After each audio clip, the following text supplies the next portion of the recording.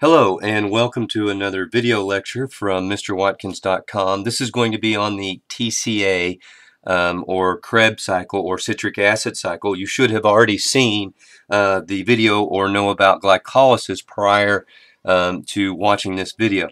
Second thing is this diagram and these things can be downloaded and printed off at MrWatkins.com, and it is strongly suggest that you do so simply because you just can't see all the little details that are going on here.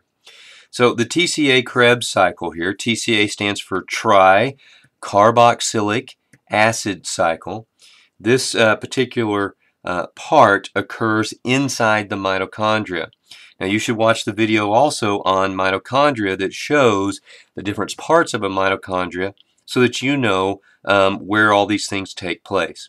But that being said, this piece right here, this membrane, this is going to be the outer membrane of the mitochondria, and there's a protein, a transport protein, that helps bring in our product from glycolysis.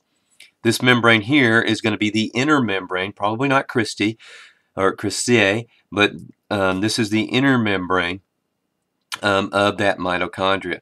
So our pyruvic acid, or pyruvate, that was the product of glycolysis, the breakdown of that glucose into these two molecules. If the organism requires oxygen to survive and oxygen's available, then we're going to go through this process here of trying to squeeze more energy, get more of that energy out of those molecules to try and get as much ATP or energy stored into ATP as possible. So, you know, if you're an IB student, there is a link reaction here that you will need to know, but this is all geared towards AP, or pre-AP, excuse me.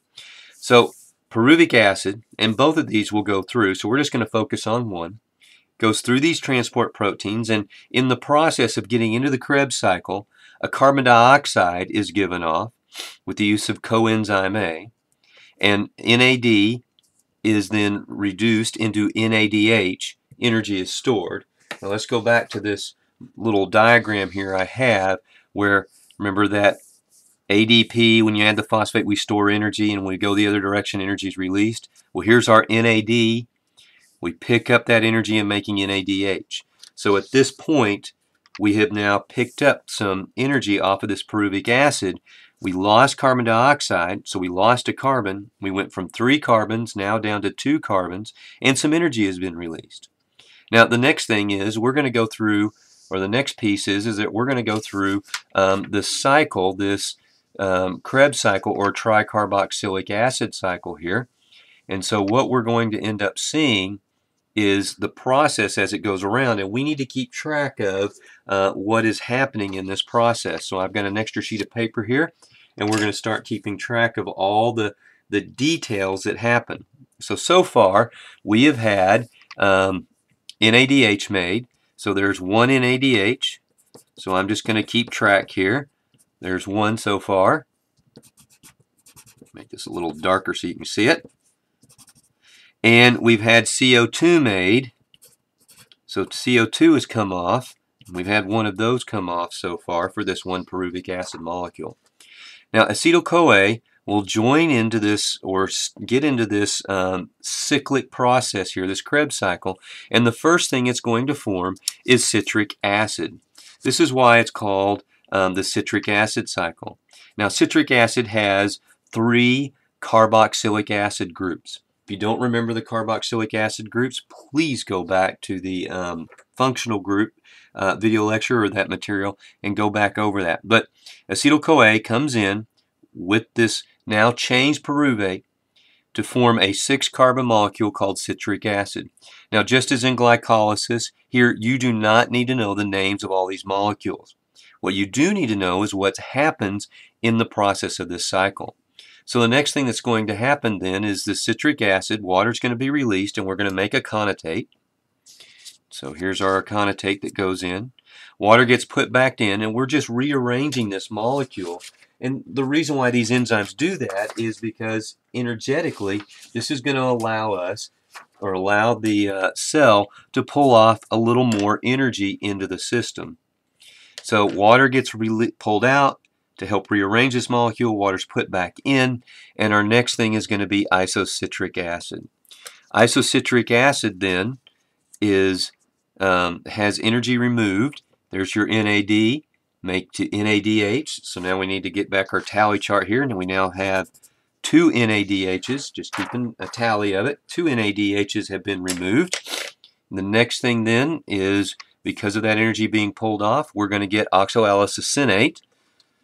So oxoallosuccinate here. And so this molecule comes back, or we're going to, excuse me, we've lost the energy, so it's going to come back through here. We're going to give off a carbon dioxide. So here's our another carbon dioxide. So I'm going to bring my thing that we're keeping track of our what's coming off and what's happening here. So we've got our carbon dioxides. We now have 2 of those that have been removed. Remember that you as an organism give off carbon dioxide, and here's where it happens, right here. With that carbon dioxide gone, we now need to go down from the 6-carbon molecule down to a 5-carbon molecule. So there's our 5-carbon molecule alpha-ketoglutarate. If you go on into biology, into college, and freshman level biology in college, and junior and senior level college, or biology in college, you're going to find out that this alpha-ketoglutarate is an entry point in for proteins coming into the system, but that is beyond this class, but that's something that you can keep in the back of your mind there. Alpha-ketoglutarate then is going to release some of its energy, so we've made another NADH, so there's our other NADH. Let's grab our keeping track of sheet here. So we now have 3 NADHs that have come off. It's also going to give off a CO2. So let's add our CO2 to our tally to keep track of what's going on. So far we've given off 3 NADHs and 3 CO2s. So there's that CO2. We're going to have to reduce this down to a 4-carbon molecule, and that's going to be a succinyl-CoA. Now it's succinyl-CoA because our coenzyme comes in, just as our coenzyme came in back over here to help with this process. It's going to come back in so that we can get the information, so that the cell can pull more energy off. This time though, as the coenzyme A leaves and we make succinate, we are now making ATP. We are going to pull the energy off the succinyl-CoA and use some of that energy to make ATP. Remember, ATP is what we want, 12 kilocalories per mole, just the right amount of energy to run most of the reactions that occur to keep you alive, instead of that 686, which is way more than you need, way more than you need. So the succinyl-CoA will also have an enzyme work on it, and we now end up getting fumaric acid, but in that process we're going to store energy in FADH2. So let's go back to our little chart here. We've got ADP, remember when we form ATP that stores energy. NAD, when it picks up that hydrogen it stores energy, it gets reduced to store energy. This FAD picks up the hydrogen, becomes FADH2. There will be 2 hydrogens here, and that also stores energy. When we want that energy, we're going to go back the other direction. We also need to look at our tally sheet because FAD is a carrier molecule, and I forgot to write in the ATP from earlier, so we had that ATP that we had from earlier here. So we have 1 tab there, and then we've got our FADH2, and we've had 1 of those now being made, so we've stored energy there. This fumaric acid then is going to have another enzyme added or act on it to change it, and we end up getting our water coming in to make malic acid or malate. And then we have another NADH being made. Again, we've stored energy, and we come back to oxoalloacetate. Get my little tab sheet out here. Now we've had 4 NADHs being formed here in this process, and we're back to square one for the next pyruvate molecule to come in and us to make the citric acid again and go back around this big circle. And as we go around the circle, we're going to be storing energy in NADH. We're going to be getting rid of carbons in this carbon dioxide, and we'll be storing energy in ATP and FADH2. This is the Krebs cycle. This is how this process works. These NADHs and the FADH2s, both of these 2 molecules, these molecules that got pulled off, these are going to go to a system called the electron transport the electron transport chain, the ETC. And in that process of going to the electron transport chain, or going through the electron transport chain, they're going to give up some energy so that they can make ATP. And so eventually we're going to get ATP out of these two molecules. The carbon dioxide that's made, that's released. That's what we give off. And the ATP, this is what we want. This ends this part of cellular respiration that's specifically for the Krebs cycle.